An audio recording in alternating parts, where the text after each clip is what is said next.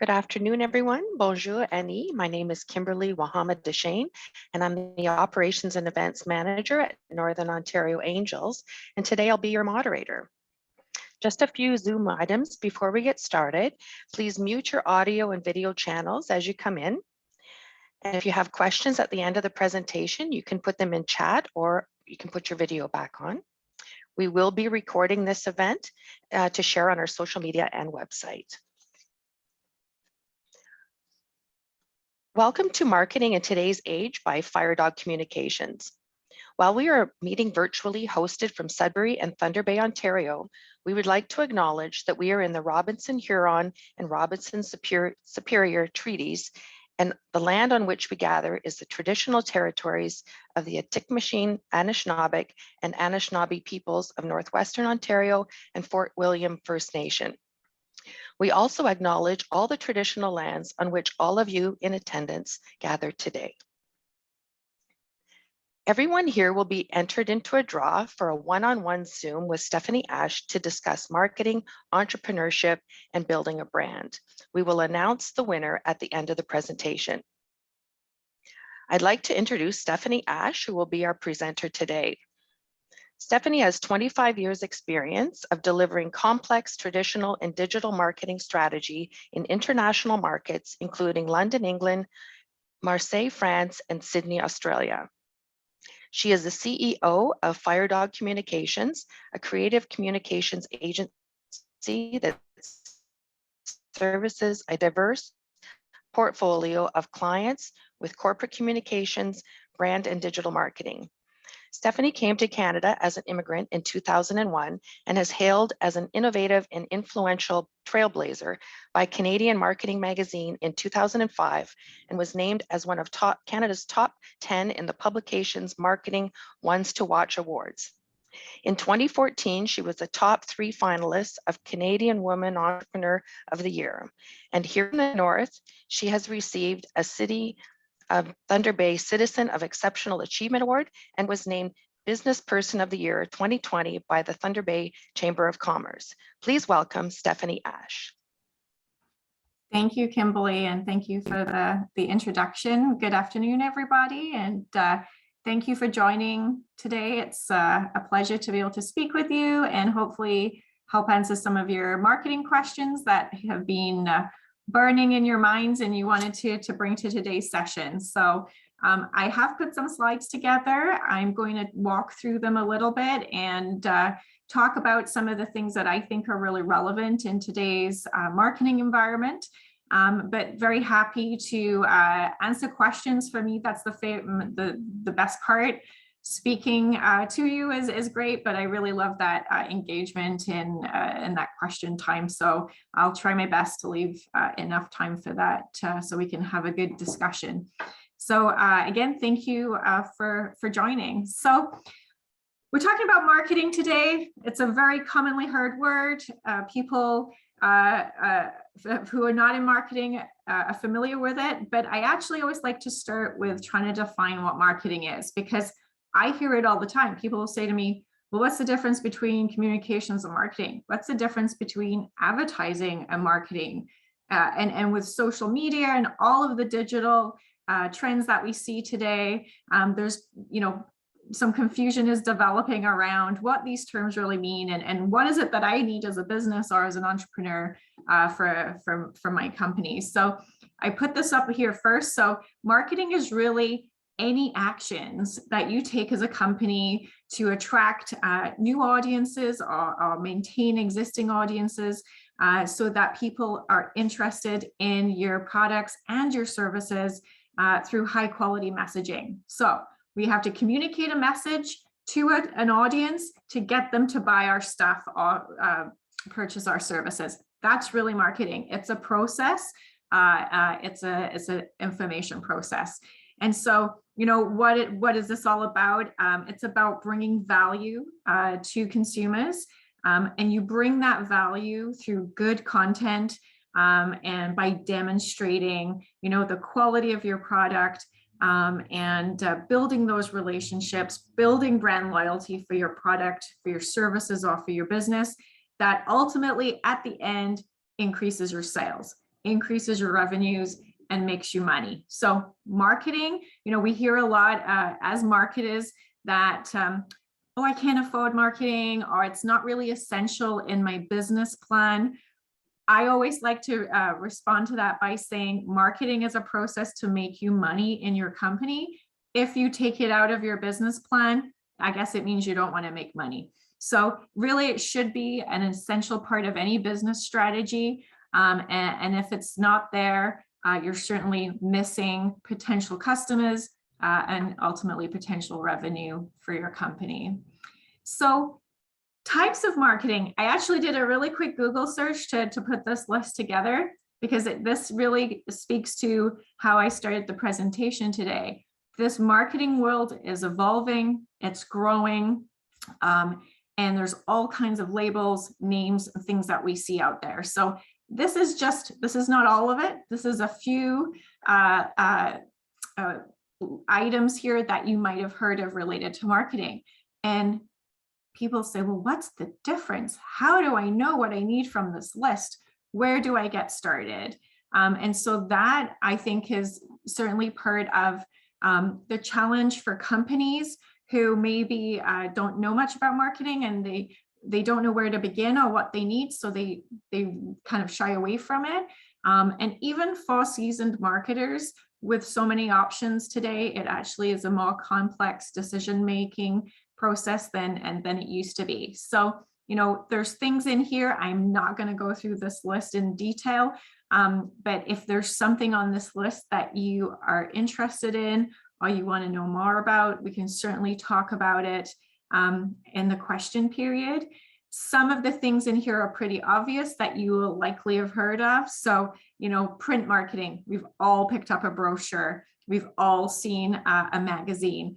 So that would be print marketing. But some other things like guerrilla marketing, organic marketing, inbound marketing, what are these things, and how do I need them as an entrepreneur? Do I need them as a business? And if so, why? And how do I get started? So these are some of the types of marketing that you may be jostling with and not knowing what's right for you. So basically, all of these modern tactics that are emerging, that you're hearing about in the marketing field, they're new. It is a new digital age. We know that. And they feel like they're taking over the marketing world.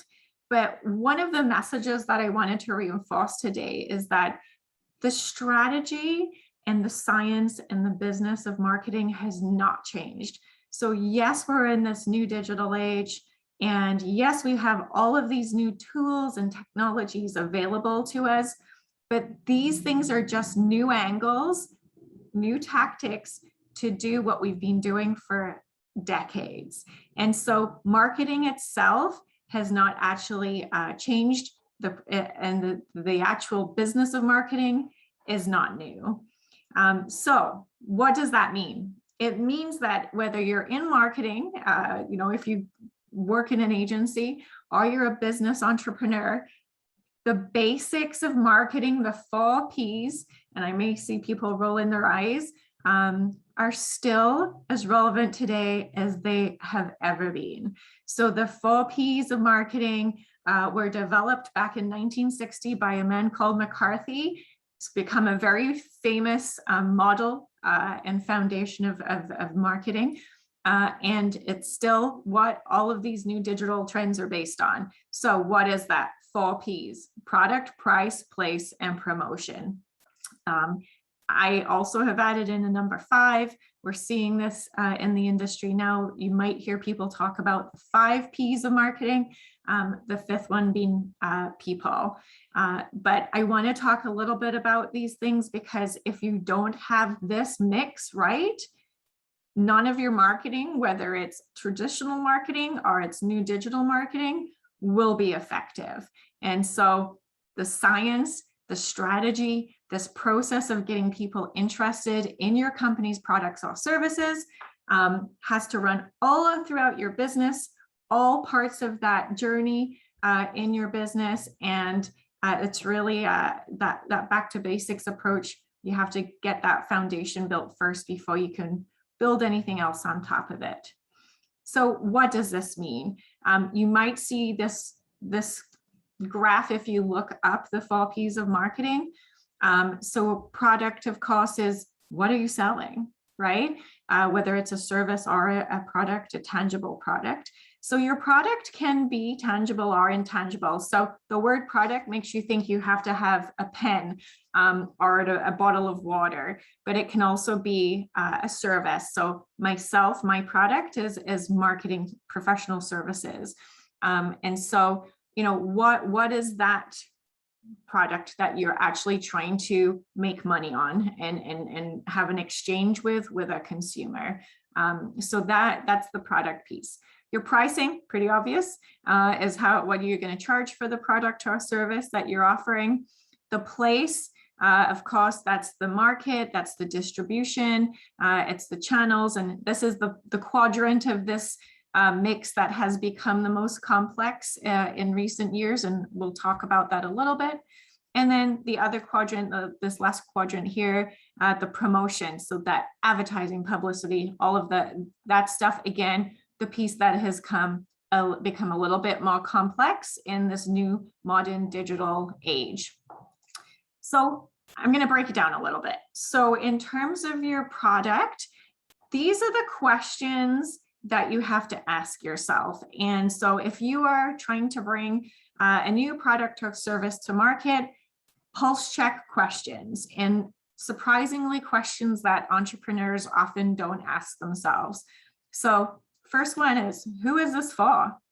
Like, who's going to buy it, or who's going to pay money for this service? Surprisingly, when I ask this to clients, many of them haven't really thought about it. They think they have a really good product and a great idea because they like it, but they haven't actually thought about who its intended audience is or its intended customer. So who is it for? Question number one. What problem does it solve? So if you want to enter into any market with something new, you have to be solving a problem. So identifying the problem first is really key to good marketing. So there's a problem, I have the solution for it, and now you have to pay me money for the solution. That's really the basics of this marketing exchange. So without knowing what that problem is that you're solving, it's going to be really hard to develop good marketing. So think about that promotional piece of this quadrant.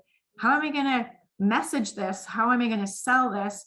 How am I going to advertise this if I don't even know what makes it unique and what it's intended for? So how does it solve the problem? What are its unique features and benefits? Why is it different? One of the things that I do in the workshops that I have with clients when they bring in new products and services is I ask them to tell me what makes this unique, what makes this different, and getting to the nitty-gritty on that question is really where we get all of our good content material to develop good marketing strategies. And so really being able to figure that out, what differentiates you from your competitors, is really, really important. What is it called and why? Like, why do you have that name? It's, people want to know, all of the things that go into your brand decisions. So that's really important. What does your product or service look like and why? And does it have variations and why? And you'll notice there's a lot of whys through this because it's really easy to make a statement of claim, but you have to be able to answer the why, and be able to tell a customer or a potential consumer the answer to the why. It's not enough to just make a claim. And so when we look at, the consumer market today, our expectations are that products, services, and businesses are much more real, transparent, and authentic than they've ever had to be in the past. We as consumers are demanding more and more accountability from companies. And so going through this product description and answering why to all of those questions is a really important exercise to do with your team or whoever you're working with on developing your product and service. because the customers are going to ask you why, and you have to have the answers. So that's the product piece of that quadrant. Price is price. So yes, there's lots of things that go into price. Of course, you want to know what your competitors charge for similar types of products. You have to factor in how much it's going to cost you to produce and deliver your product or service to the user or the customer. But price is probably the piece of this marketing mix that since 1960 has really not changed that much. And so there's really not a ton of modern new strategies to consider in the pricing world, aside from the fact the competitivity piece, because as we know, the digital world has made things much more accessible and does influence pricing strategies. Place is the third quadrant, and place was always location, location, location. So where is this product or service available? Where are you selling it? Is it from a storefront? Where are those stores located? And all of those very tangible physical location issues. With the digital world, the place quadrant of marketing is the piece that has really changed dramatically. And as we've all seen with COVID, it's accelerated exponentially over the last 2 years. So yes, marketing was moving online. Absolutely. Digital marketing has been a big thing, and e-commerce has been a growing concern for the last 15 years. But in the COVID era and the COVID environment, we've seen this mass escalation. So I saw a quote somewhere that said we've actually advanced 10 years in 1 year from a digital perspective. And so place in the marketing mix now has to consider both physical and digital worlds. And so when you're thinking about how am I distributing, how am I selling my product and service, you may only be physical. I would probably suggest that that's not typically recommended in today's world. Most companies have both, and many now are going exclusively digital in terms of place. So is it available online? Am I selling this product online? Am I selling this product through social media exclusively? Lots of options there. And certainly something in today's world, the place is really a key question to ask about your marketing strategy.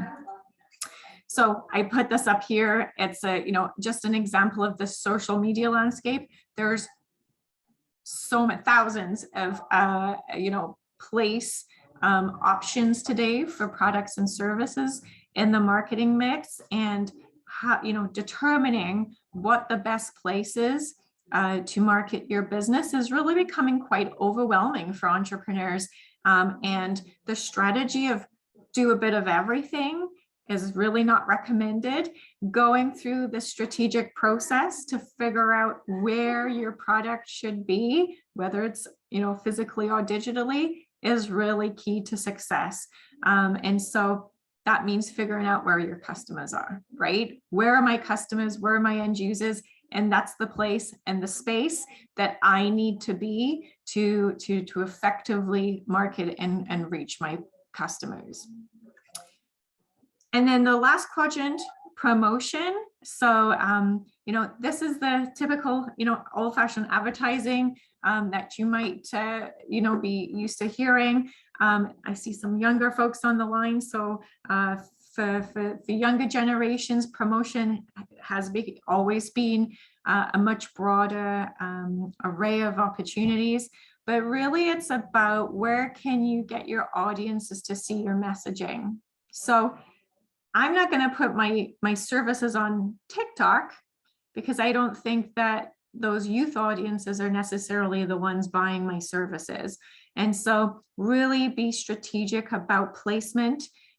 Where is it that people are going to see my product or service offering? And those people have to be the people that I think are going to buy or be interested in my product and service.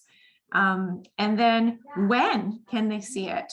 And people will say, when, what does that mean? So when meaning, time of day, time of the week, time of the month.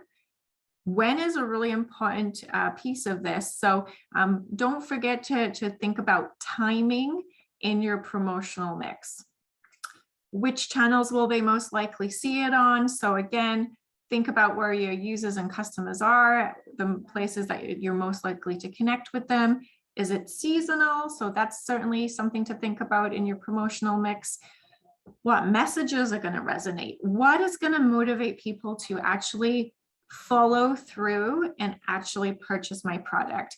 And we see this a lot today with the online environment. It's actually much easier to walk away from a purchase than it is in a physical environment. So if I'm in a store, I've made a point of actually going to that store, I've driven to that store. It's more of an intention motivated purchase. Whereas when I'm surfing online or I'm on my social media newsfeed and I have ads that pop up at me, and I might just click on it out of interest, how can you now keep me as a potential customer, give me the right calls to action to encourage me to complete that journey and check out and buy what you're selling? And so keep having those messages and those online experiences that keep me going through that process is really important. What do your competitors say? What is their competitive advantage? And then how does that then influence what we have to say about ourselves? What do they do that works really well that we should probably not copy, but make sure that we're also competing in that same action space, and making sure we're staying ahead of those competitive trends, anticipating audience needs and wants and delivering on those before our competitors do, and continually improving, asking yourself every day, what could we do better? What do people want or need that we are not yet providing? And continuously push your teams and your companies to innovate and improve always. So the promotion there is certainly much more than advertising, much more than just buying an ad like it used to be. There's certainly a lot of considerations that go into that final placement. And I can tell you, it's not about throwing money at something. It used to be whoever had the biggest budget to buy media was likely going to be successful.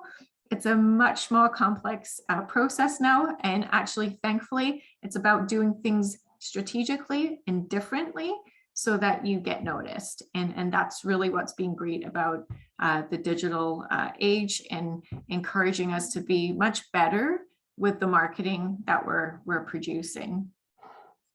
I see a comment in the chat here. Do you want, I'm gonna just, so can we, do you want to answer questions now, or do you want me to wait till the end? I think wait to the end. Okay, sounds good. So, I put this statement up here. So, having a great product at the right price in the perfect location is one thing for sure. That is definitely the key to marketing. But if you're not promoting it to those people who are most likely to buy, then you're doing all of that great work for nothing. So how do we find who those people are? How do we know who is most likely to buy our product? People is the 5th P of the marketing mix today, officially and unofficially, depending what circles you're in. And so P is about customers, and I'm going to talk about that in a little bit. But P is also the internal people within your company. And so when you're developing your marketing strategy, you have to think about the people who are designing and developing and manufacturing your products. All of the folks that are part of your supply chain are incredibly important to the marketing mix. And one of the best examples I can give you of this is when you think about ethical supply chain. If you think of the fashion industry and the successful brands that are doing really well, again, because as consumers, we're demanding sustainably sourced materials, we're demanding manufacturing environments that meet, human rights commitments. We want to know that we're buying from good businesses with good ethics. And so suddenly those people in that supply chain become an incredibly important part of your marketing mix. And so you wouldn't typically think that that process had anything to do with marketing, but it does, because as consumers, we want to know, where was this made? Were those people paid fair wages to make this sweater? And if you're doing something that's incredibly above and beyond in terms of your corporate social responsibility, then you're going to build more support for your company and generate more sales. So we see this in the fashion industry a lot. It's certainly one of the key marketing factors now for fashion all over the world. And so it's a great example of that. So think about the people who make your products and the people who bring your products to the consumer or to the store, who's driving those trucks, and what's that distribution model look like? And then, of course, right to the end user and post-sale experience, customer service. So who are the people that I'm talking to when I have a problem? So customer service is always the forgotten child of marketing, but it's so important because it's about creating consumer loyalty, encouraging people to return as customers to your business, and all of that loyalty that you develop through a good customer service experience, pre and post sale, is really important. And I can tell you, it's so much more cheap. It's costs way less to bring back a customer who's already been through your customer journey to get to that sale as point in the first place than it is to generate or nurture, build a brand new customer from scratch. So invest in customer service as part of your marketing mix. So it's about creating genuine customer value. It's an art. It's about helping your customers become better, feel better, because of the experience that your company gives them with a product or service. And so that's why you see all the time buzzwords like value and quality and service in marketing content, because we're really trying as marketers to demonstrate that we are contributing positively to your life, to your world, and giving you something great. So that's really that empowerment in your message and your strategy is really important. So today, if you look at some of the data that's come out, we 76% it says of consumers right now do expect companies to understand their needs and expectations. And so again, if I draw on that example of the fashion industry, we as consumers don't want companies to wait to tell them what they should be doing. We want them to proactively do it, tell us how good they are, and make us feel like they've done it because of genuine want, not because they feel they have to get our money. So when you're thinking about your marketing, it's really important to start thinking about those ethical considerations, those social considerations, those user considerations that will have a really strong influence on whether somebody wants to buy your product and service. And this, to me, is one of the ways in which marketing has really changed the most in recent times, and is going to continue to change. And so when I look at marketing reports that are coming out right now from big big names in the industry, it's all about how do we proactively anticipate needs and expectations, but from an ethical and moral perspective. And so that's something to really start considering. So this customer experience, knowing what people want, anticipating their needs, we expect this, and then we expect you to deliver it to us in a personalized way. And so, being innovative is really important, but demonstrating this commitment to authenticity and this commitment to being a good corporate citizen is really key to building our trust as consumers and making us be loyal to your company because of your reputation that you're earning with me.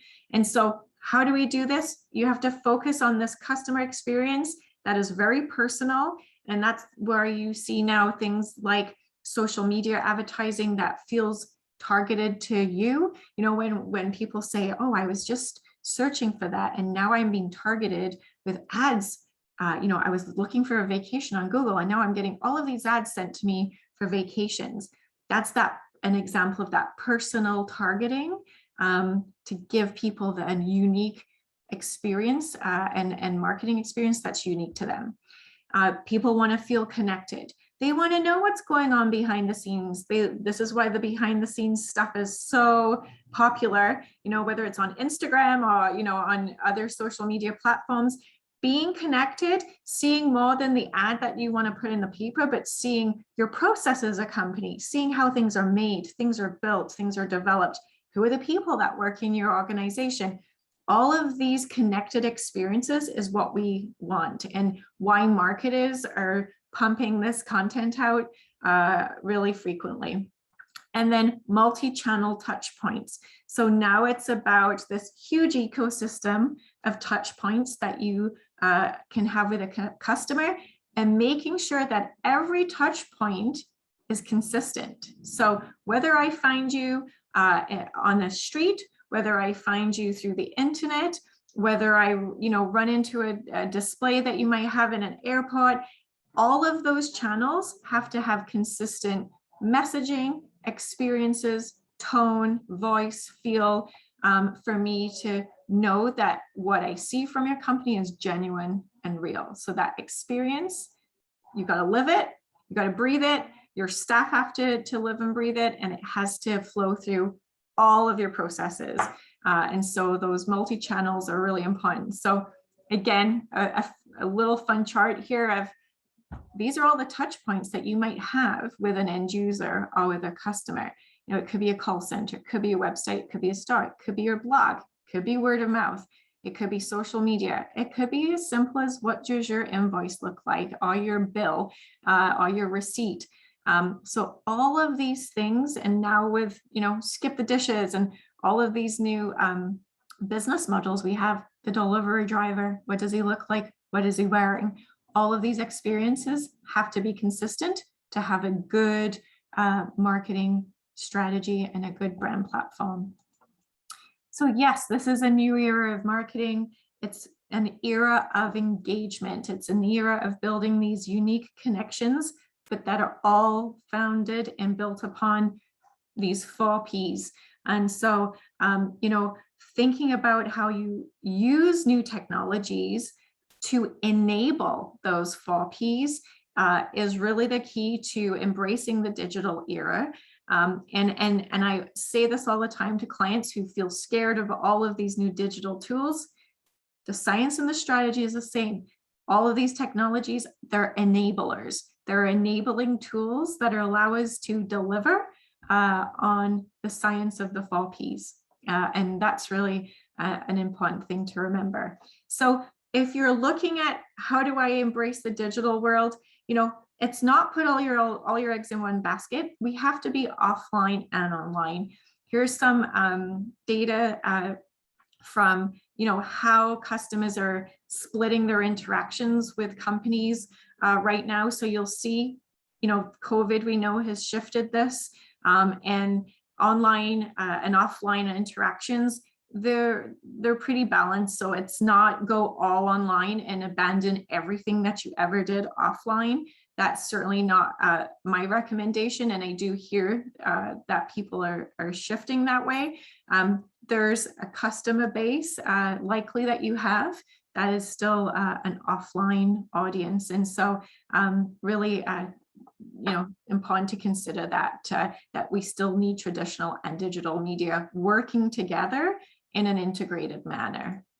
And so, I think I just said that. So here's the thing, I'm going to nerd out a little bit. So this is a diagram that I use in my process development. So 3 key strategies of digital marketing when we're talking about digital. So you'll see your organization here is on the left. So what do you need to do to get your digital strategy right to reach the end user? So that's the buyer persona who's at the end. So what's that journey in between? How do I get my product from here to the customer at the end? Multiple channels, right? So we talked about multiple channels. So pick the right channels. Is it Facebook? Is it, e-commerce? It could be any one of the many channels that are available. Develop your content. Content is king. You'll hear that all the time in marketing, whether it's offline or online. You cannot have good marketing without good content. So content has got to be a key pillar of any strategy, marketing strategy. And data. Data is the piece that we forget the most. So you may pick the right channels and you may have really good content, but you may forget the data piece. And so the data piece is about, measuring the success of what you're messaging. How do people respond to it? What are the click-throughs if it's digital? So how many people are seeing my ad on Facebook and clicking it and then going to my website and following the website journey and actually checking out of my shopping cart? So monitoring that. Where are we losing people on our website that they don't complete a sale? Let's fix those pages then, because clearly our messaging and content isn't right if we're losing so many customers. So channel, content, data is that key strategy, the 3 key strategy pillars for me in having a good digital marketing strategy. And so what is the buyer persona? I don't have time to go into all of this in detail, but it's some information that will be in the slides. So before you start your content, your channel and your data analysis for a marketing strategy, a digital marketing strategy, I highly advise you to go through a buyer persona exercise. And this is really the exercise of who is our customer? Who are they? Where are they? All of those questions I asked at the front end of the session today. So create a fictional character that is a good representation of your target customer. Who do you think is going to buy your product and service? Where do they go? What's their daily life look like? What magazines do they read? What social media channels do they use? Map out basically this fictional person and get to know them. Get to talk to them in your mind and make them your best friend. And then you start developing the content, the channels, and all of the messaging and the look to target those people, because now you know who you're targeting. And it really reduces spending money on marketing that's going to the wrong place and really reduces waste. So a really important part is to know your audience and develop these buyer personas. Things that you can put in there are, what are their interests? How old are they? Of course, demographics is really important. What are their pain points? So what is that problem I'm solving for them? But what are they interested in? Where do they get their information from? And what is their typical kind of brand interaction? So this is what it looks like as a sample. And I give these to clients before we roll out marketing. So this is the fake person we're trying to reach. You'll see these are the brands that this person likes. This is their personality type. This is the technology that they use. They're really savvy with e-commerce. They like mobile apps. This is their lifestyle aspirations. And these are the things they get frustrated about. And this is how we develop a marketing strategy, because now I have to figure out how to reach Alyssa, this girl. And now that I have someone in my target, now it's easier for me to develop the marketing strategy to connect with this lady. So that's really the approach we recommend. And especially now in a digital world where consumers are much more savvy, they're much more complex, and doing this type of activity is incredibly beneficial. It's really about learning how to speak your audience's language, sending them content that is going to be most appealing to them, customizing and that personalization of calls to action and knowing where to find them. So really important part of digital marketing engagement. So some typical tactics that I wanted to, highlight today that you might see. Again, choosing your tactics, choosing your channels. People say, I have no idea what to choose and why. Again, the buyer persona helps solve that, because you know now where those people are that you're trying to reach. But also, what are you trying to get them to do? Ask yourself, what is the call to action? Typically, it's to make a purchase, but it could be other things. It could be, acquiring a new customer. It could be raising brand awareness. It could be reputational. You might have different goals for your marketing. So some examples here of types of digital marketing tactics and what they're typically used for. So SEO, that's all about generating leads. It's all about getting new customers. Whereas if I look down here at video marketing, for example, that might be education. It's raising awareness about your brand. It's teaching your consumers about who you are and what you do. The goal is that ultimately it will lead to a sale in the end, but it's a longer term investment, marketing investment in that client acquisition. So again, think about which channels and tactics are going to be the best fit for your business goals and your target audiences. Some of the things that we're seeing right now, so the most frequently noticed brand channels, social media, of course, number one, no surprise there, I'm sure. But TV ads are still up there. So I know a lot of people who have abandoned TV because they think that no one watches TV anymore. Yes, streaming is incredibly popular, but there's still a demographic that watches TV. Email is a really a popular communication channel. Video, we know video is marketed as wherever you go. Video seems to be the most popular and successful type of communication these days, as well as online ads, because there's that instant click on that converts to sales. So some of the things that are really effective right now, you see right here. So maybe think about how you can use those in your business. So there is no one size fits all approach. I'm sorry to say, there's no template for how to choose the right marketing strategy. It's really got to be all about your product, your customer, and what is the right fit for them personally and in a unique way. Some of the things, though, that I would encourage you to look at if you haven't yet looked at them is certainly online marketing now. We live in a digital world, so you have to have a website. You have to have some kind of online presence. It may not be a website. It may be a social media presence or a blog presence. There's many ways now to have an online marketing platform, and but you should certainly have one if you don't already. Search engine optimization, incredibly important. So that's getting those Google searches. People Google or use other search engines to find what they're looking for. If you ever wonder why certain things get listed at the top of that first page, it's because they probably have marketing people who are doing search engine optimization for them. Social media, of course, the pay-per-click. So search engine marketing is pay-per-click.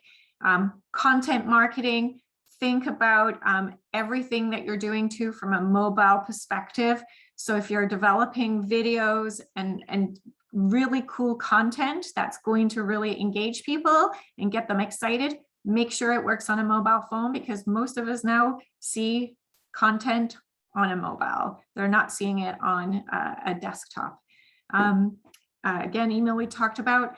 Don't overlook PR. I'm a huge PR fan. I'm a PR girl at heart.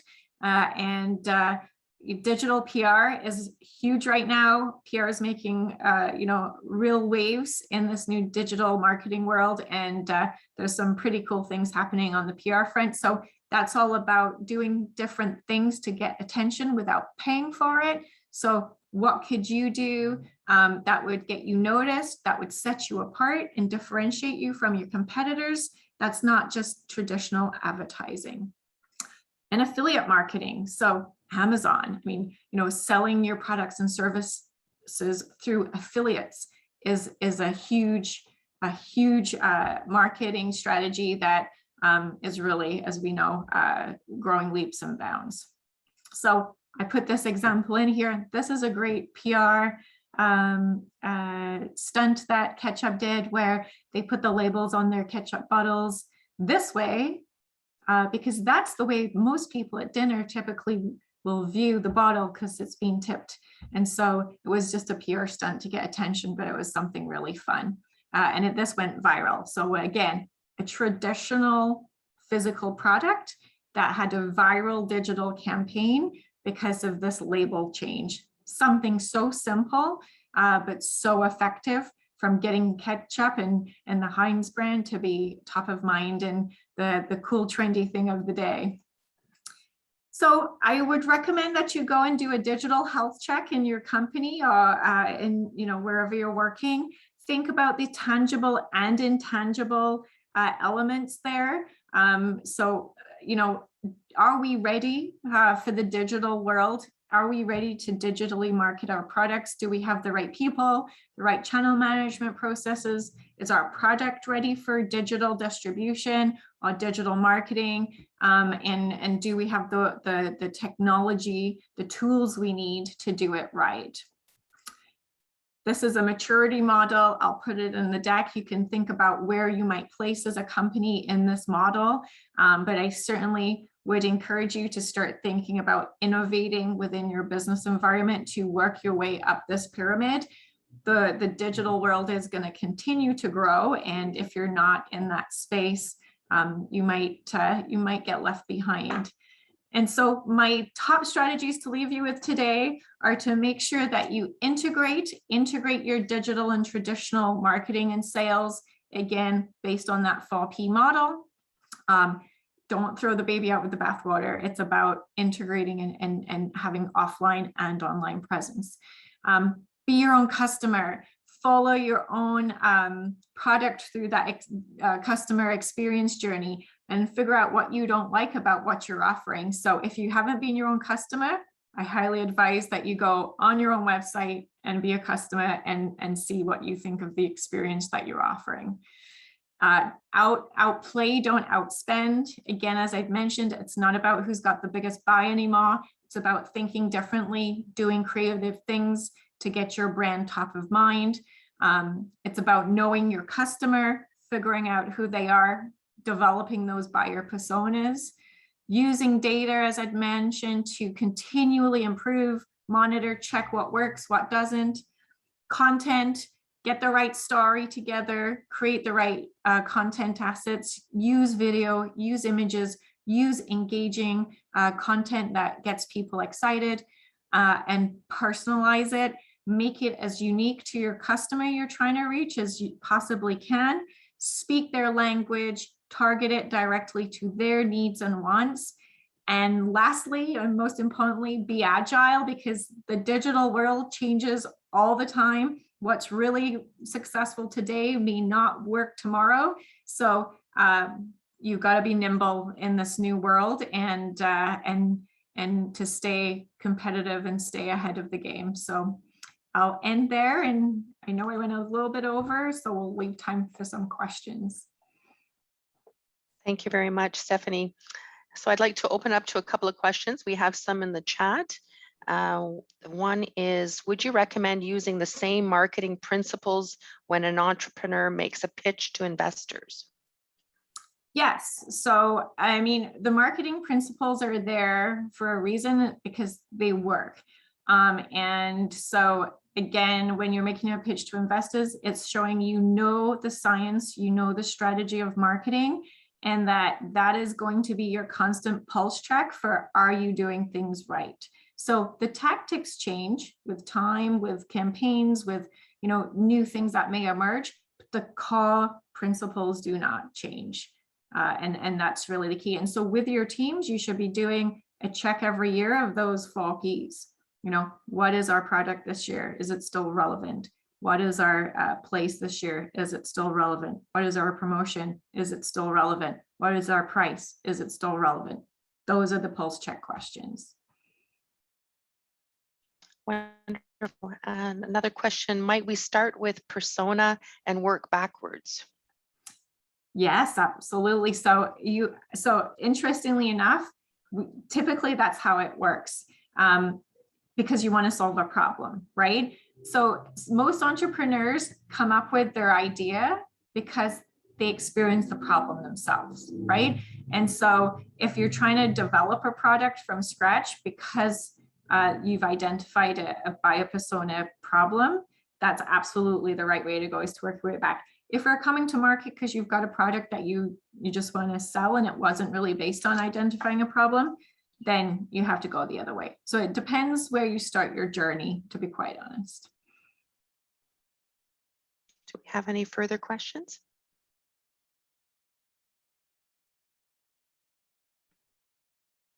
Okay, well, it's draw time. The winner of a one-on-one Zoom with Stephanie Ash goes to Santiago. Congratulations, Santiago. Santiago, can you tell me a little bit about yourself?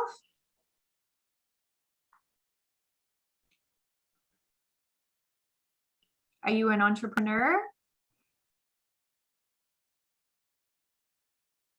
He just typed in hi.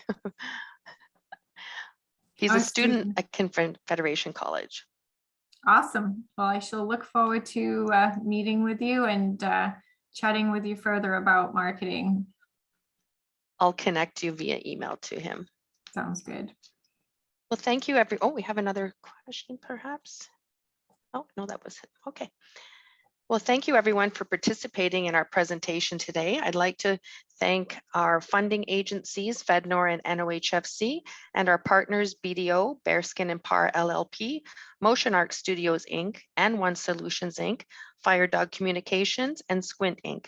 You can find us on social media and sign up for our quarterly e-newsletter at northernontarioangels.ca. And you can also find Firedog Communications at firedogpr.com. Have a great afternoon, everyone. Stay safe. Thank you. Merci, Megwitch. Thank you, everybody. Thank you.